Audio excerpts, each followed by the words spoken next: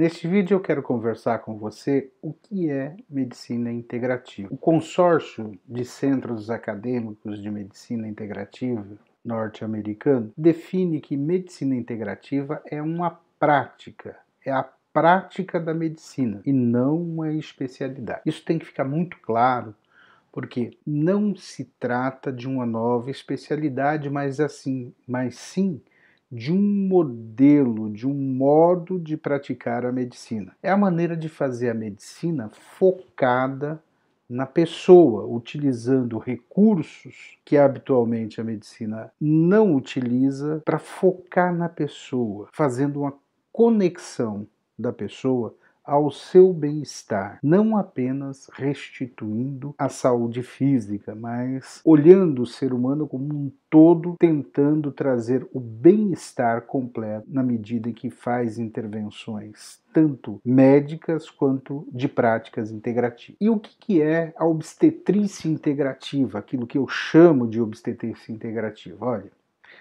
o Derek, ele era um médico australiano que na década de 50, final da década de 50, propôs que o acompanhante da parturiente estivesse ao seu lado durante o trabalho de parto. Para aquela época era disruptivo, era uma mudança que a sociedade não estava acostumada. Então ele foi pioneiro em práticas integrativas na obstetrícia. Se nós pegarmos mais recentemente, por exemplo, a doutora Jill Mallory, que é uma obstetra norte-americana, ela diz o seguinte: são terapêuticas complementares associadas para chegar ao parto de maneira mais saudável. E dentro dessas terapêuticas associadas e complementares, nós temos a nutrição, as orientações dietéticas, a suplementação de sais minerais e vitaminas, que já é feito de uma certa forma, mas que ganhou uma amplitude com os novos estudos de efeitos de vitaminas, como por exemplo a vitamina D, com o cálcio que ora vai e ora volta para o pré-natal, para prevenção de doença hipertensiva específica da gravidez, mas isso em quem tem indicação, não é para todo mundo, né? E o uso de probióticos, esse deveria de ser generalizado, porque olha, eu vou falar um pouco sobre probióticos. O que é um probiótico? Por exemplo, o kefir é um probiótico. E o que foi observado de muito importante no uso do kefir ou dos probióticos, né? Que ele diminui a dermatite atópica das crianças filhas de mães que usaram os probióticos durante o pré-natal. E essa redução na manifestação de dermatite atópica foi significativa, foi de 18 a 25% das crianças nascidas de mães que usaram probiótico não tiveram uma manifestação de dermatite atópica na população pediátrica, o que é muito significativo porque criança tem sempre muito problema de pele na infância, né? Existem estudos recentes que associam o uso dos probióticos com o combate do estreptococo. E qual é a importância disso? A partir de 35 semanas, nós recomendamos fazer o exame do cotonete, porque nas fezes e na vagina da mulher, na vagina da gestante, pode ser encontrado o estreptococo do grupo B. Para a mulher não faz nada, é flora normal, está ali presente, é inerte, não causa nenhum tipo de alteração, por isso não precisa de tratamento antibiótico. Porém, gestantes portadoras de estreptococo do grupo B, que são assintomáticas, ao entrar em trabalho de parto, e a partir de 35 semanas a gente faz essa pesquisa, porque a cada 4 semanas a flora costuma mudar. Ao entrar em trabalho de parto e tendo o resultado do exame do cotonete, o exame do estreptococo positivo, elas vão precisar de receber antibiótico terapia durante o trabalho do parto. Inclusive o bebê pode ser que venha necessitar no berçário. Por quê? O estreptococo está associado a uma infecção generalizada do bebê, muito grave, muito precoce. Então, o fato de nós identificarmos a presença do estreptococo é motivo para tratar o bebê, porém, olha que grande ganho que a gente pode ter com os probióticos. Aparentemente, existem estudos em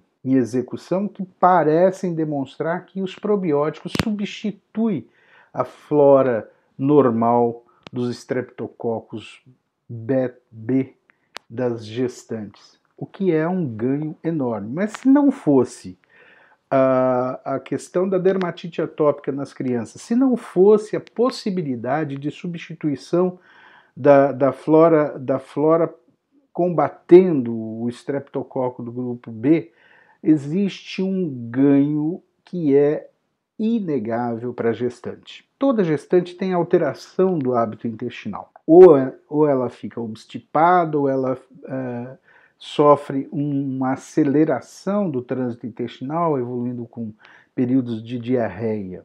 O que os probióticos proporcionam? Eles proporcionam uma modulação, uma normalização do hábito intestinal, o que é um ganho, sem dúvida, muito grande para a gestante. Existem outras ações que as práticas integrativas proporcionam.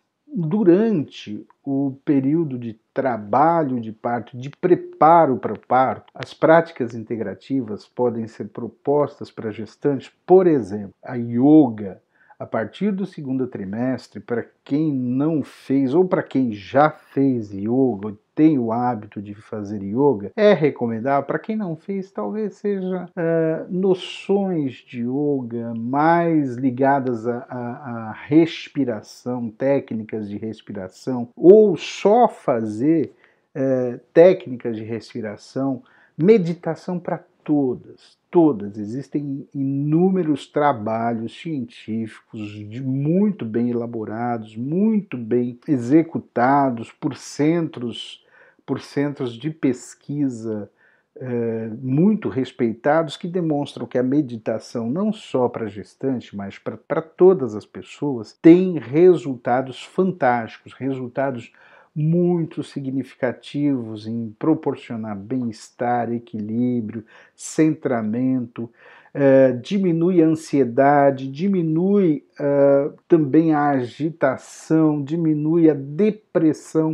Quer dizer, meditação é altamente recomendável. Raramente você vai ter casos muito específicos em que talvez fosse necessário um acompanhamento mais próximo para a gestante poder meditar. Relaxamento e acupuntura. Acupuntura, existem estudos muito sérios sendo conduzidos com acupuntura em vários centros, e eu vou falar um pouquinho mais sobre essa prática integrativa da acupuntura, tanto no pré-natal quanto no trabalho de parto. Por exemplo, na hora do parto, existem outras práticas integrativas que se constituem naquilo que a gente chama de analgesia não farmacológica. Tal é o resultado positivo dessas práticas, né? É o banho quente, né? Ficar horas embaixo do chuveiro quente caindo na região lombar proporciona um relaxamento muito grande, ou então banho de imersão em banheiro. Alguns centros obstétricos possuem banheiras em salas de parto individualizadas, onde a gestante pode ficar acomodada num banho de imersão durante muitas horas no transcurso do trabalho de parto. Compressas quentes no períneo que ajuda a relaxar, ajuda a musculatura a ficar mais flexível, mais maleável para a passagem do bebê. Diversas posições relaxantes durante o trabalho de parto, sentar na bola, fazer exercícios na escada. São algumas posições que podem ser adotadas durante o período de parto, ou então tem uma banquetinha que ela senta que funciona como se ela estivesse quase que de cócoras. Posição em 4 apoios também é muito interessante para o trabalho de parto, e eventualmente até o parto em 4 apoios. Eu já fiz parto em 4 apoios e com os resultados muito bons, porque tem uma flexibilização do períneo muito interessante. Mais uma coisa, além dessas analgesias não farmacológicas, mas uma coisa que eu considero o ápice para mim, do meu ponto de vista, da humanização do trabalho de parto. É a possibilidade de ofertar analgesia farmacológica quando chega lá pelos 7, 8, 9 centímetros de dilatação, período que é aquela dilatação rápida, que as coisas ficam um pouco mais desesperadoras, né? Eu acho que ofertar uma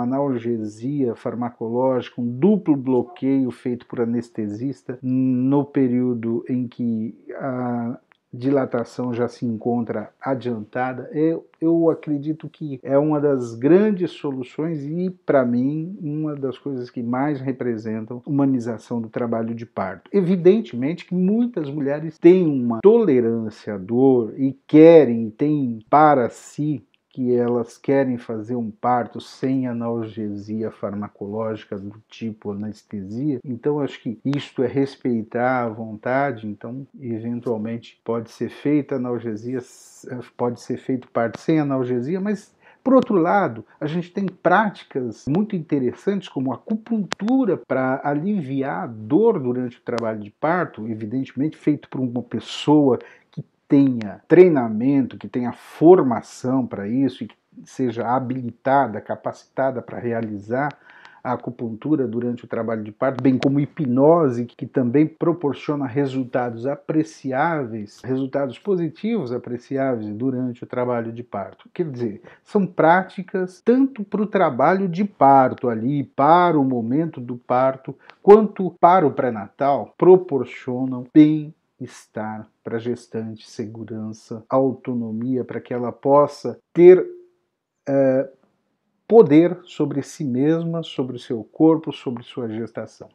É possível pensar em práticas integrativas mesmo antes da concepção, antes dela engravidar. Isso é muito interessante, existem alguns países fazendo. São entrevistas motivacionais, essas entrevistas com o objetivo de mudar hábitos de vida, preparando a gestante, preparando a mulher para se tornar gestante, para poder engravidar, para poder conceber. São atuações integrativas que combatem a obesidade, que rastreiam doenças crônicas que podem tornar a gravidez uma gestação de alto risco, como diabetes, como hipertensão, como outras doenças que eventualmente possam ser rastreadas num período pré-concepcional e que devem ser adequadamente tratadas para proporcionar para o momento da gravidez o melhor estado de saúde e de bem-estar possível. Além do que, práticas integrativas todas estão